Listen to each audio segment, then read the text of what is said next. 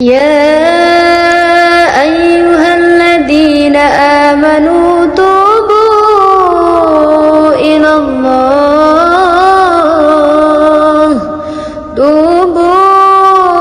الله توبة نصوحا عسى ربكم أن يكفر عنكم سيئاتكم ويدخلكم جنات. Bismillah. Assalamualaikum warahmatullahi wabarakatuh.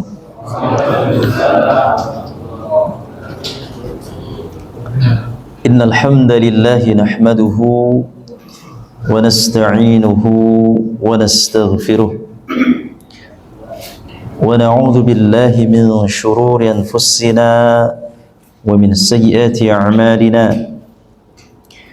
من يهده الله فلا مضل له ومن يضلل فلا هادي له أشهد أن لا إله إلا الله وحده لا شريك له وأشهد أن محمدا عبده ورسوله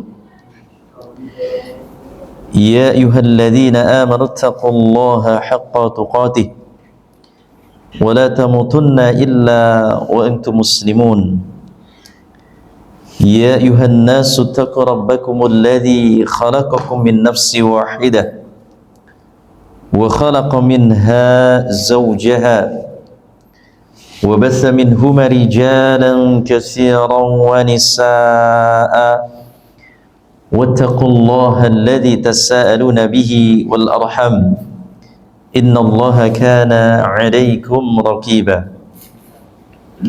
يا أيها الذين آمنوا اتقوا الله وقولوا قولا سديدا يصلح لكم أعمالكم ويغفر لكم ذنوبكم ومن يطع الله ورسوله فقد فاز فوزا عظيما. أما بعد فإن أصدق الحديث كتاب الله وخير الهدي هدي محمد صلى الله عليه وسلم وشر الأمور محدثاتها وكل محدثة بدعة وكل بدعة ضلالة وكل ضلالة في النار.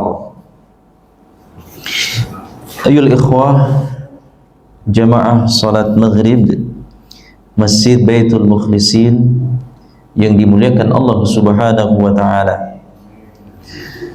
Pertama dan yang paling utama tentunya kita terus memuji Allah Subhanahu wa ta'ala atas limpahan berbagai macam nikmat yang Allah Subhanahu wa ta'ala berikan kepada kita, terutama nikmat Allah Subhanahu wa ta'ala masih menetapkan kita semua di atas iman dan Islam, dan nikmat kita dikumpulkan kembali di setiap pekan keempat untuk mengkaji, mempelajari kitab Tauhid, kitab yang sangat bermanfaat sebagai pondasi, memperkuat pondasi kita sebagai seorang muslim.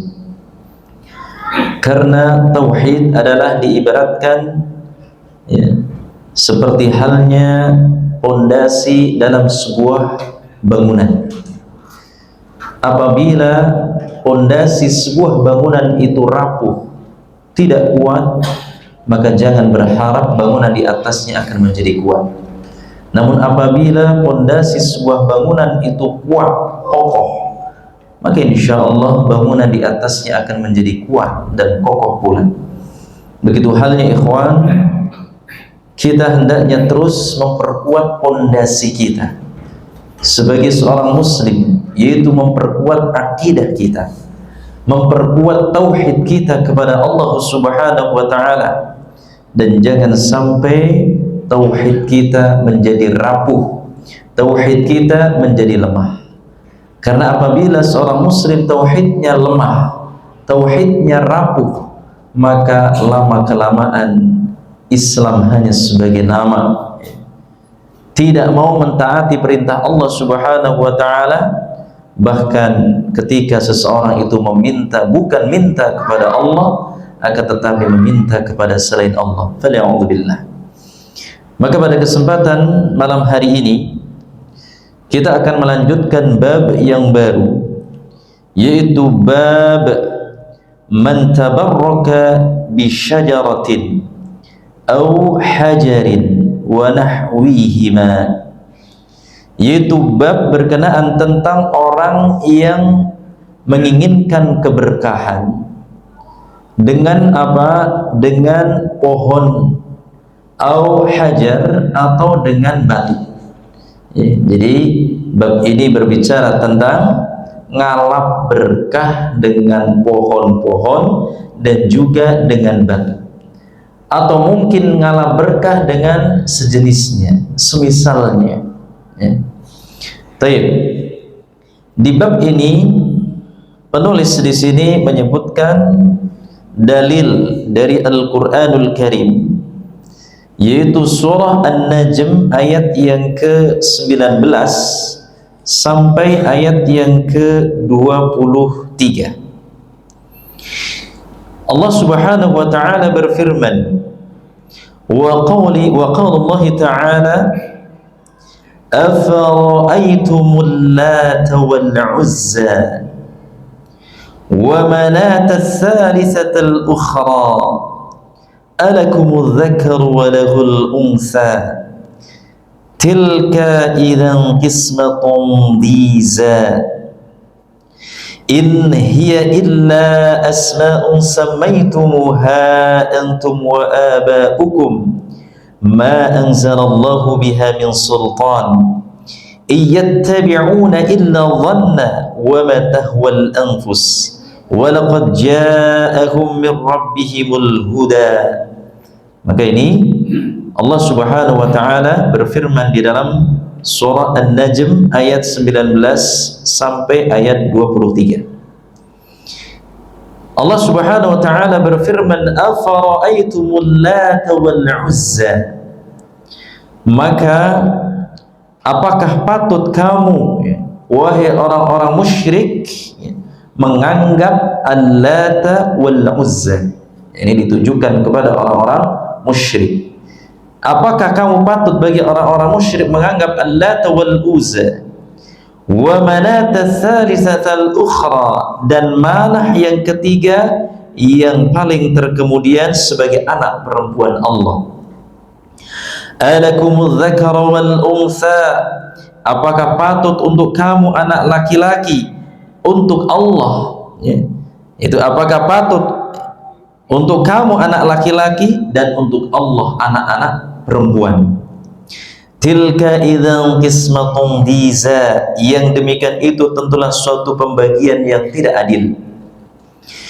In hiya illa asma'un sammaytumuha antum wa aba'ukum ma anzalallahu biha min sultan, itu tidak lain hanyalah nama-nama yang kamu dan bapak-bapak kamu atau nenek moyang kamu mengadakannya. Allah tidak menurunkan suatu keterangan pun untuk menyembahnya.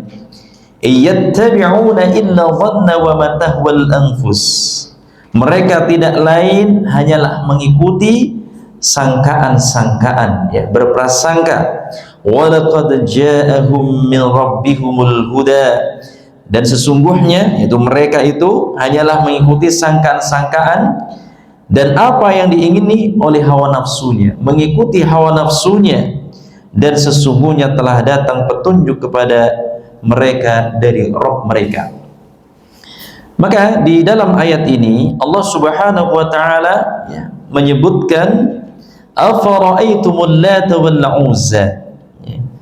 Jadi maka apakah patut bagi kamu wahai orang-orang musyrik menganggap al-lata wal uzza, ya, sebagaimana kita sering mendengar orang-orang musyrik menyembah kepada Latta dan Uzza.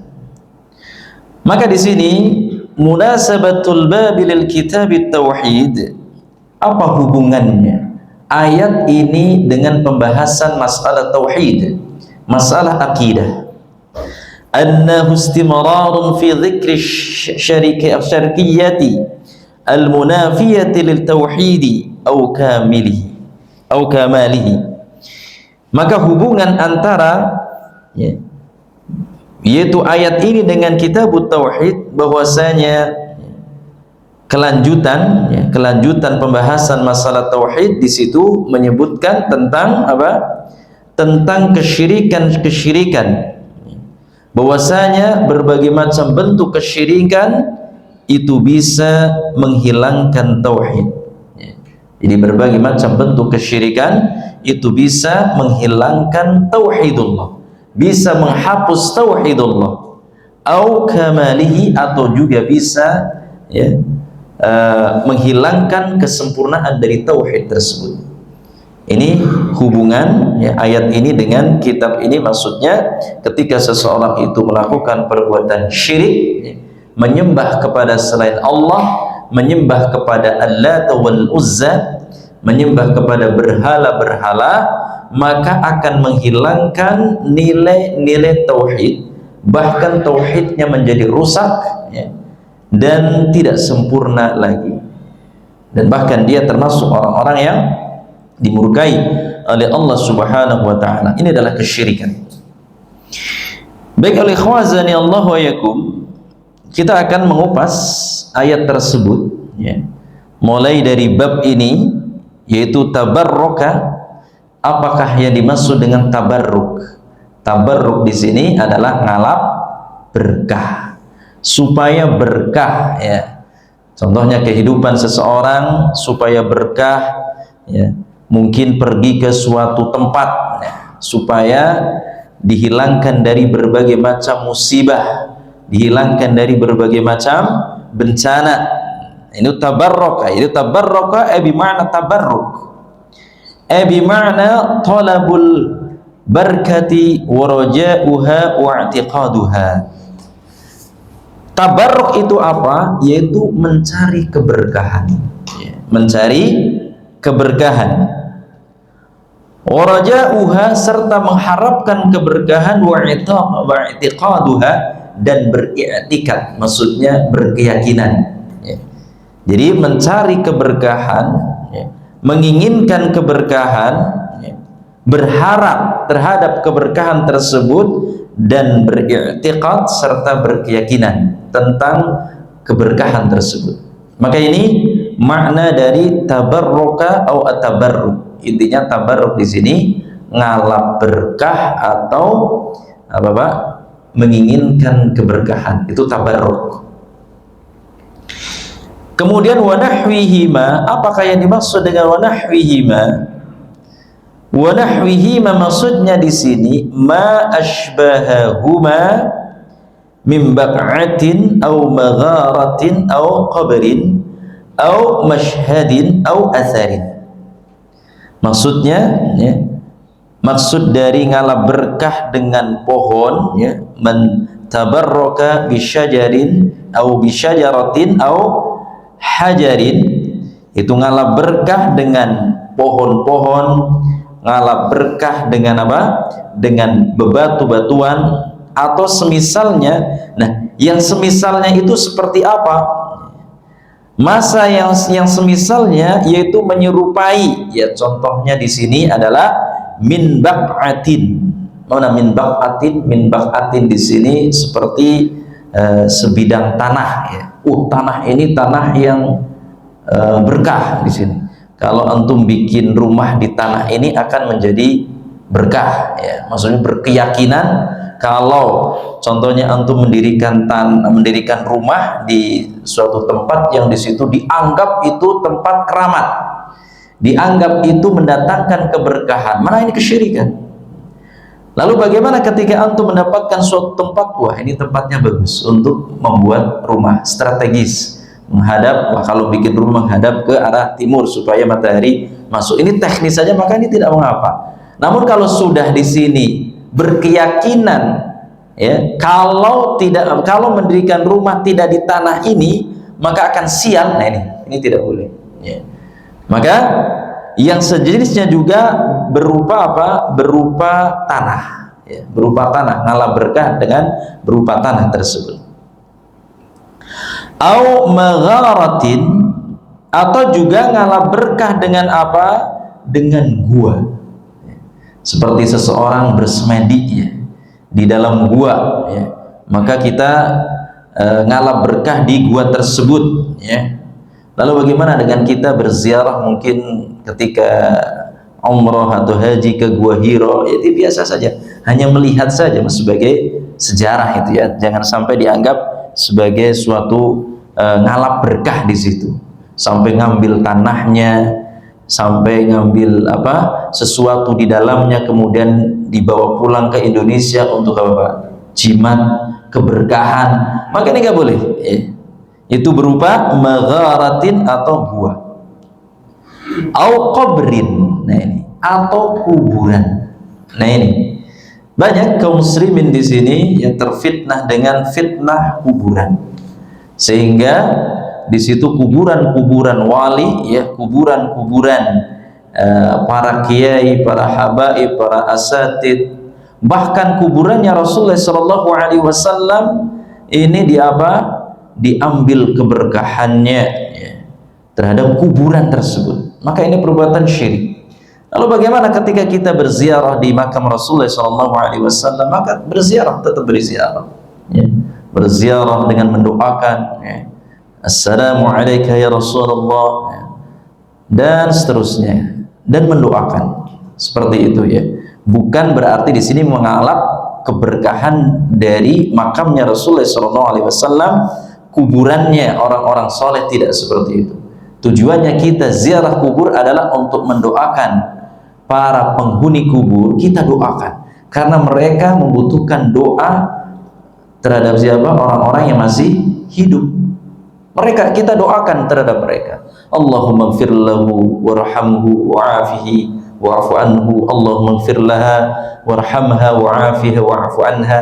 Allahumma ighfir lahum warhamhu wa'afihi wa'fu anhu. Kita doakan mereka, dan sambil kita mengingat kematian, bukan malah ngalap berkah terhadap para penghuni kubur. Tidak boleh, ya. Maka ini keberkahan. Maksudnya apa?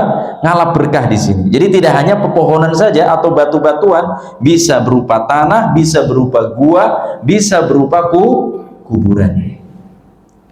Au masyhadin, atau monumen. Monumen itu apa? Monumen di sini semacam sesuatu yang dijadikan di sini museum, ya. Kalau di Indonesia apa, Pak? Monas, monumen nasional. Ngalap berkah di Monas, ya. Contohnya untuk pergi ke sana hari Ahad rame, wah, pokoknya saya akan semedi di Monas, di pojokan dalam itu kan gelap-gelap itu, ya. Wah, sambil berdoa, pokoknya ngalap berkah di Monas. Maka nggak boleh. Ini bentuk kesyirikan. Au atharin, atau jejak peninggalan sejarah. Athar di sini adalah berupa jejak peninggalan sejarah. Contohnya peninggalan sejarah, ya, seperti tadi, ya, Gua Hira, atau jejak-jejak para nabi, para rasul, kemudian ngalap berkah di situ. Maka ini tidak boleh. Maka kita diperintahkan untuk ngalap berkah di mana, Pak? Ketiga masjid. Di mana, Pak? Itu Masjidil Haram, Masjid Nabawi, dan Masjidil Aqsa. Tiga ini kita boleh mengalap berkah di situ, ya. Kita mohon kepada Allah, berdoa kepada Allah, meminta keberkahan, ya, wasilah dengan tiga masjid ini, maka boleh di sini. Namun meminta atau ngalap berkah di kuburannya Nabi, ngalap berkah di jejak peninggalannya para nabi, maka tidak boleh, ya, tidak boleh. Ini adalah merupakan perbuatan kesyirikan. Jadi sekali lagi, tidak hanya pohon-pohon atau batu, namun juga berupa tanah, gua, kuburan, monumen, peninggalan-peninggalan sejarah. Maka kita tidak boleh ngalap berkah di tempat-tempat tersebut. Kemudian di sini Allah Subhanahu wa taala berfirman, afara'aitum, ya, terangkanlah wahai orang-orang musyrik. Bimana akhbiruni, berikanlah kepadaku keterangan, an hadhil asnam hal naf'at aw darrat, ya. Berikanlah keterangan kepadaku tentang berhala-berhala ini. Apakah berhala ini bisa mendatangkan manfaat atau bisa menolak mudarat, bahaya? Maka makna dari afara'aitum, Afara'aitum di sini Allah Subhanahu wa taala mengajak membantah ya kepada orang-orang musyrik yang mereka menyembah berhala-berhala. Berhala apa di situ? Afara'aitumul Lata wal Uzza. Al-Lata di sini artinya hiya ismun sakhratin bayda'a. Ya, ada yang mengatakan di sini yang pertama bahwasanya apa itu Lata? Lata di sini adalah sebuah batu besar yang berwarna putih. Batu besar berwarna putih. Ismun sakhratin bayda'a manqushatin 'alaiha baitun bi-Thaifi wa 'alal baitun bi-Thaif.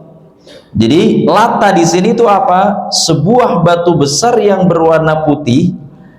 Kemudian batu tersebut dipahat. Batu besar warnanya putih kemudian dipahat dan di atasnya dijadikan sebagai bait, yaitu rumah. Ya. Jadi batu besar berwarna putih kemudian di atasnya digunakan dipahat kemudian di atasnya digunakan sebagai rumah. Ya. Terletak di mana? Di Thaif, yaitu terletak di Thaif. Ya. Itu makna dari Lata. Itu Lata itu batu besar, Pak, yang dijadikan sebagai sesembahan orang-orang musyrik, dipahat ya, dipahat sedemikian rupa kemudian disembah. Ini orang-orang musyrik. Taib. Watsaniyah, kemudian pendapat yang kedua, apa itu Lata? Lata di sini adalah hiya ismun fa'ilun min Latta, yaitu apa? Lirajulin kana yalitsus sawiqal lil hajj. Jadi Lata di sini adalah nama dari seseorang. Orang tersebut adalah orang yang saleh, yang di sini orang tersebut memiliki keahlian membuat adonan roti. Itu Lata. Itu Lata di sini adalah nama seseorang yang orang tersebut adalah ahli ibadah, yang biasanya kerjaannya adalah untuk dia membuat adonan roti lil haji, untuk para jamaah haji. Ya, ini adalah Al-Lata. Ya. Jadi seorang laki-laki yang mereka pandai membuat adonan roti, dan mereka atau laki-laki tersebut menyiapkan untuk para jamaah haji. Famata, kemudian laki-laki tersebut meninggal, mati. Fa'akafu ala qabrihi.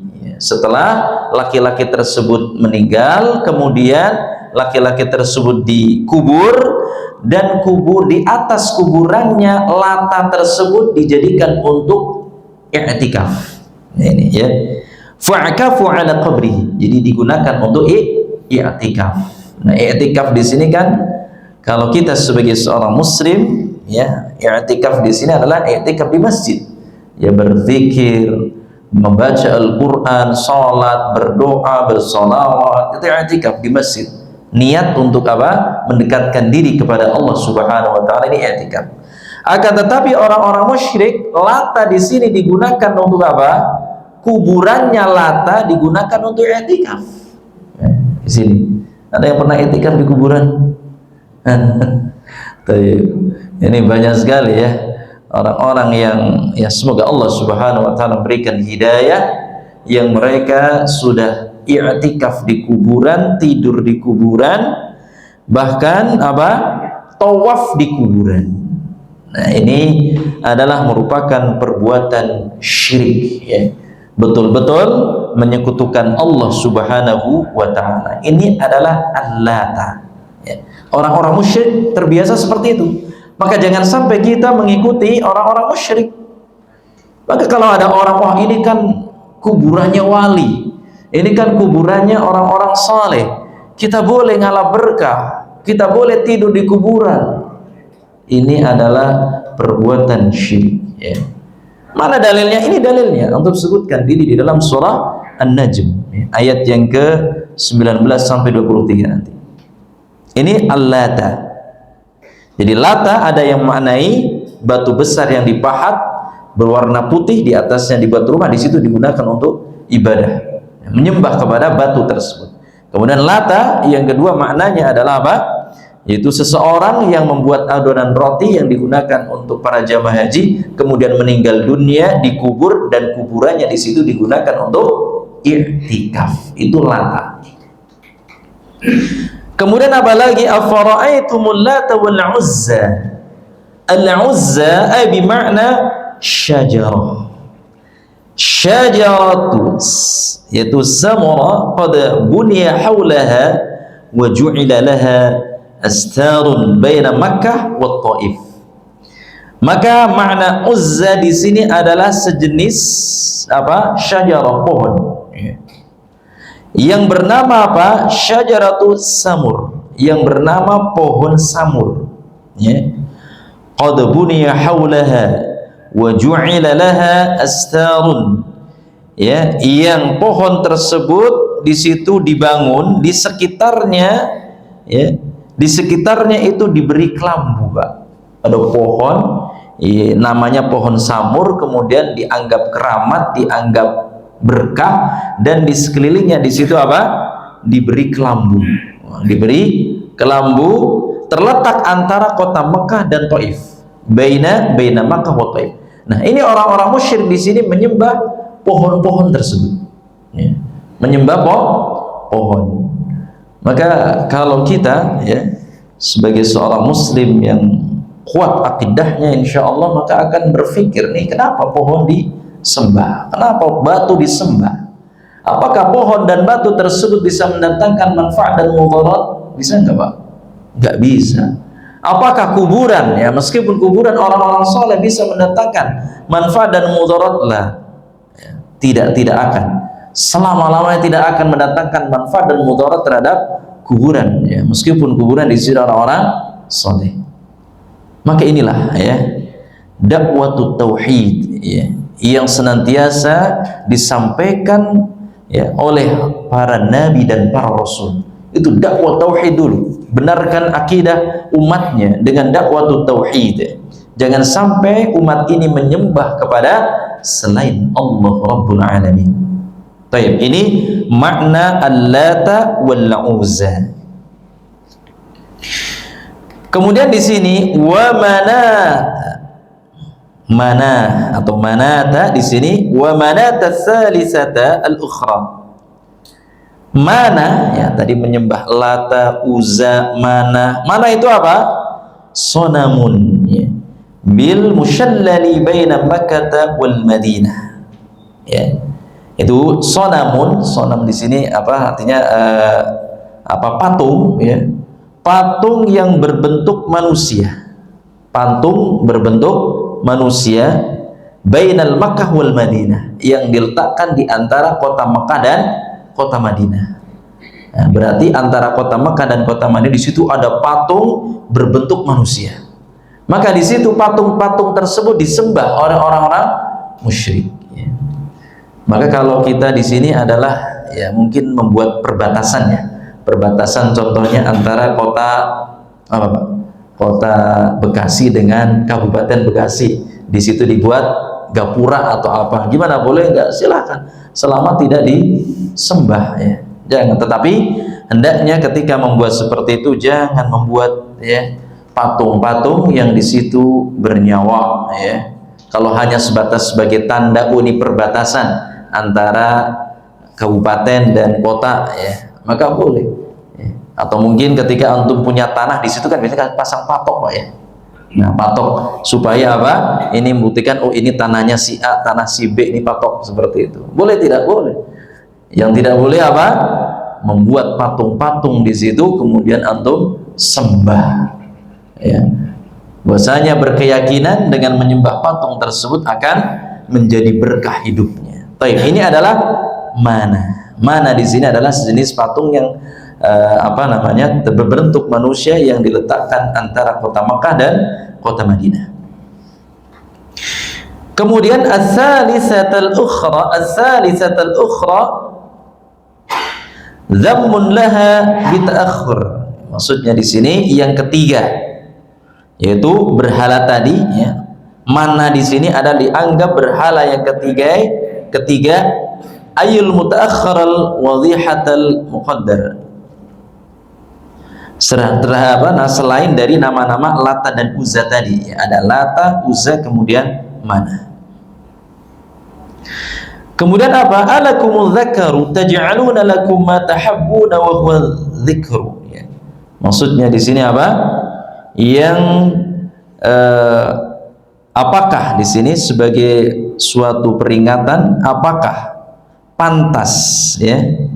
Apakah pantas di sini bagi kamu adalah Lata dan Uzza tersebut, ya, anak-anak kamu, sedangkan al-untha, sedangkan Mana di sini adalah anak-anak perempuan Allah, ya, yaitu anak-anak perempuan Allah Subhanahu wa Ta'ala. Maka ini adalah as-salisatul ukhra, yaitu yang ketiga, yang lain ini merupakan celaan, ya, terhadap Mana dengan menyebutnya yang paling akhir, artinya yang terakhir yang kedudukannya paling rendah. Jadi Lata itu paling tinggi, kemudian yang kedua apa?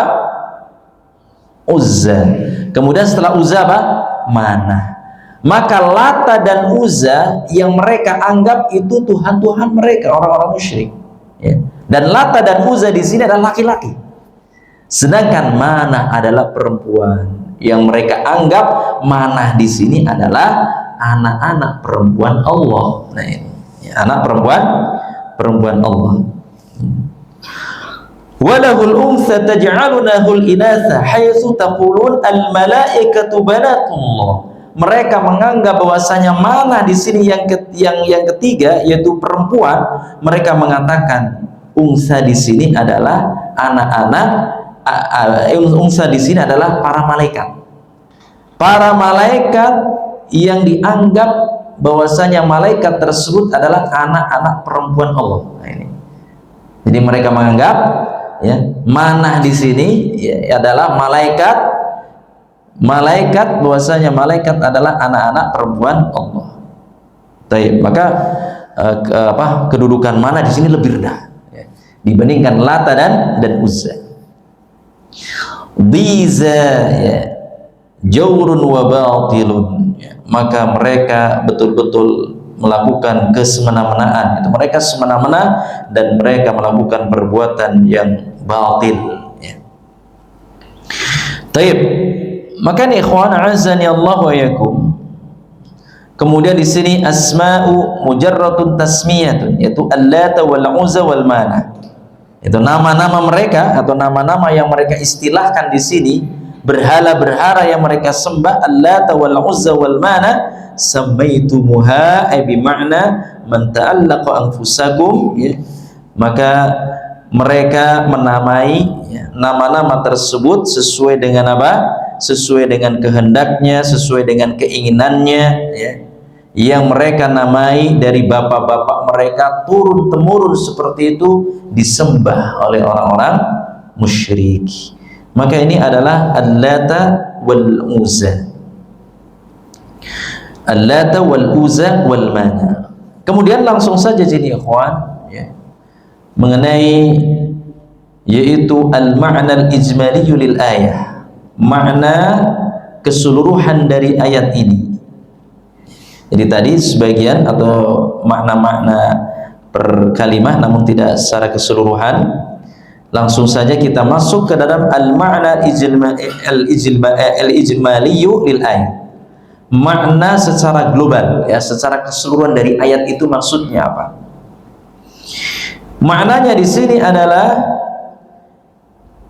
yuhajju ta'ala al-musyrikina fi ibadatihim ma la ya'qilu min hadhihi al-awthan ats-tsalatsa. Itu Allah Subhanahu wa ta'ala, ya, menyampaikan hujjahnya, memberikan hujjahnya kepada orang-orang musyrik fi ibadatihim, di dalam sesembahan-sesembahan mereka, ya, ma la ya'qilu min hadhihi al-awthan, ya, yang sesembahan tersebut apa? Sesembahan tersebut adalah sesembahan yang tidak berakal, ya, itu berhala-berhala mereka yang mereka sembah adalah mereka, benda tersebut adalah benda yang tidak berakal. Lata, Uzza, Mana berakal enggak Pak? Enggak. Ya, Latta tadi yaitu seorang laki-laki yang dianggap bisa dialap berkah pada kuburannya. Kemudian sejenis batu, ya, tidak akan bisa memberikan manfaat dan mudarat dan enggak berakal. Ya, begitu juga dengan pohon, berakal enggak? Enggak berakal. Patung berakal enggak? Enggak berakal. Ya. Taib. Maka ini. Kemudian ikhwazani Allahu yakum, maka apa yang kalian dapatkan dari berhala-berhala tersebut? Di sini makna dari sini adalah madza ajtaduhum wa yuwabbukhahum ala jawrihim fil qismati haitsu nazzahu anfusahum 'anil inathi waja'aluha lillahi. Maka di sini apa yang kalian dapatkan dari benda-benda tersebut? Allah juga mencela mereka atas kecurangan mereka yang mereka lakukan dan mereka perbuat. Bahwa mereka menyucikan diri mereka terhadap kepemilikan anak perempuan dan menjadikan anak perempuan itu untuk Allah. Menjadikan anak perempuan itu Allah, kalau untuk anak laki-laki itu bagi mereka. Kemudian apa? Allah Subhanahu wa taala meminta keterangan kepada mereka tentang apa? Tentang kebenaran peribadatan kepada berhala-berhala tersebut dan menjelaskan bahwa prasangka atau keinginan jiwa tidak bisa dijadikan hujjah dan dalam permasalahan ini. Jadi mereka beranggapan, ya, itu dzan di sini beranggapan bahwasanya Latta, Uzza ini bisa mendatangkan manfaat dan mudarat. Maka prasangka-prasangka seperti ini, nama-nama ini adalah merupakan bentuk kesyirikan. Sesungguhnya hujjah dalam masalah itu hanyalah ada pada risalah, ya. Maka wa innamal hujjatu fi dzalika ma ja'at bihi ar-rasul bima ja'at bihi ar-rusul. Maka sesungguhnya hujjah dalam hal ini adalah telah didatangkannya para rasul minal barahini al-wadihah, yang menjelaskan tentang penjelasan dengan wadih, ya, dengan jelas. Dan ini adalah merupakan hujjah yang pasti, wal hujjatil qati'ati, hujjah yang pasti ala wujubi ibadatillahi wahdah, ya, hujjah yang pasti tentang wajibnya beribadah hanya kepada Allah Subhanahu wa taala, wa tarka ibadatil asnam, dan meninggalkan bentuk ibadah-ibadah terhadap berhala-berhala.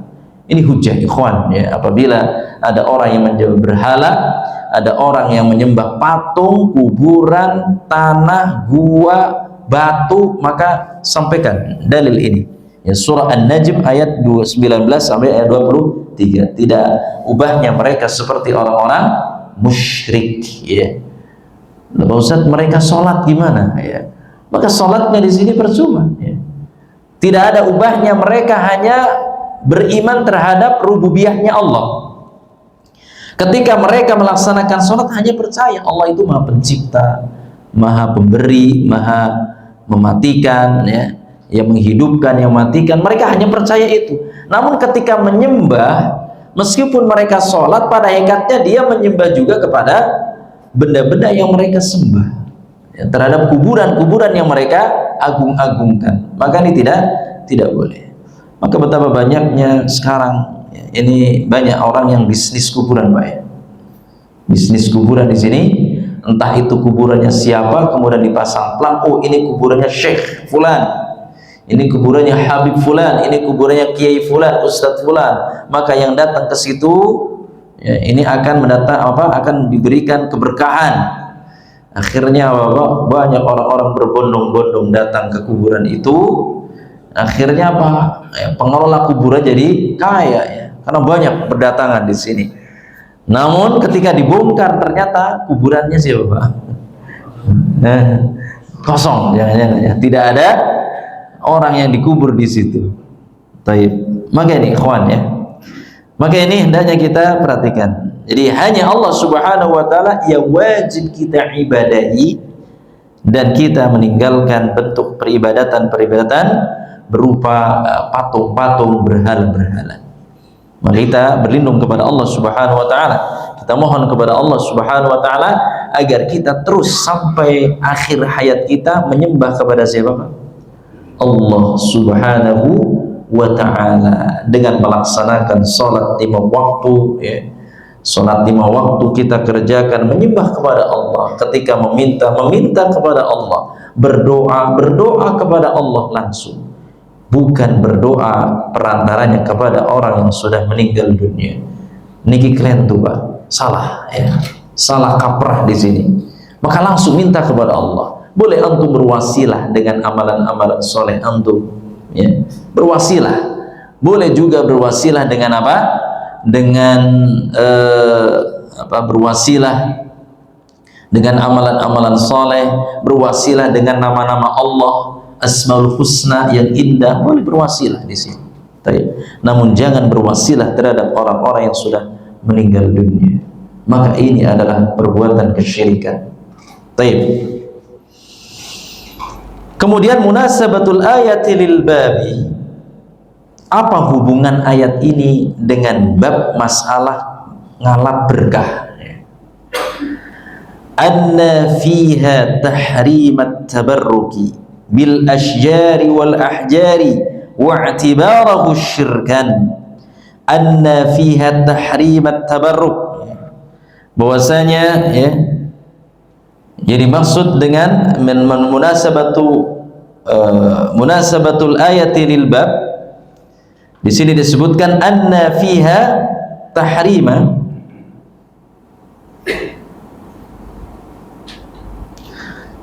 pada ayat ini terdapat pengharaman. Anna fiha tahrimat tabarruk. Jadi pada ayat ini, ya, menunjukkan ada pengharaman tabarruk. Tabarruk dengan apa? Bil asjar. Itu tabarruk dengan asjar di sini adalah pohon. Ya. Syajarah, asjar, pohon-pohon. Itu haram. Ya. Wal ahjar, ahjar di sini apa? Batu-batu, ya. Hajar. Sehingga ada kata-kata hajarul aswad. Bagaimana, Pak? Ketika antum ngalap berkah hajarul aswad, itu sunnah.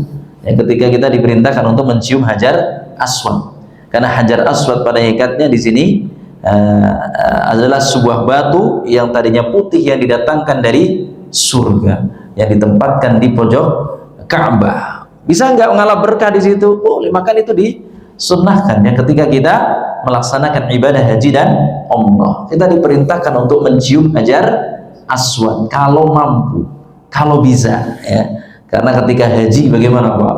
Wis nggak mampu, ya, buru-buru mencium. Kita pun mungkin ketika, ya, tawaf di Ka'bah, ya, dengan isyarat, ya, dengan isyarat. Nah, kalau kita tidak mampu mencium, maka boleh di situ batu, asal batu hajar aswad di Ka'bah. Namun batu-batu yang lainnya nggak boleh, ya. Tidak boleh dijadikan untuk ngalap berkah. Wa'tibaratu syirkan, dan menganggap, beriktikad bahwasanya pohon, batu bisa mendatangkan keberkahan adalah merupakan perbuatan kesyirikan. Fa inna ubata hadhil aslamil madhkurah innama kanu ya'taqidu husul al-barakati minha bita'zimiha wa da'atiha wa du'aiha.